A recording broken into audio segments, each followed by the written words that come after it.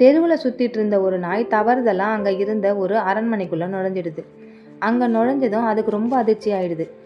ஏன்னா அங்கே அதை சுற்றியும் நூற்றுக்கணக்கான நாய்கள் இருந்தது. இதை பார்த்ததும் இந்த நாய் பயத்தில் கத்த ஆரம்பிக்குது. இது கத்த ஆரம்பித்ததும் அங்கே இருந்த நாய்களும் கத்த ஆரம்பிக்குதுங்க. இந்த நாய் கத்துறதை நிறுத்திட்டா அவங்களும் நிறுத்திடுறாங்க. இதனால இந்த நாய் பயத்தோட உச்சிக்கே போயிட்டு கத்தி கத்தி ஒரு கட்டத்தில் மயங்கி விழுந்து இறந்தே போயிடுது. இறந்து போன அந்த நாய் கொஞ்சம் கவனிச்சிருந்தா அதுக்கு தெரிஞ்சிருக்கும், தான் நுழைஞ்சது நூற்றுக்கணக்கான கண்ணாடிகள் இருக்கிற அறையினும் தன்னை சுற்றி இருக்கிறது தன்னோட பிம்பங்கள் தான்னும்.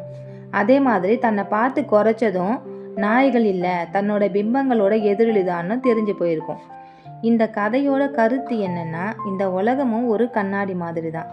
நம்ம கோபப்பட்டா பதிலுக்கு கோபம்தான் கிடைக்கும், அன்பு செலுத்தினா பதிலுக்கு அன்பு கிடைக்கும். ஆனால் அந்த அன்பு யார் மேலே செலுத்துகிறோம் அப்படின்றத கவனித்து செலுத்துங்க.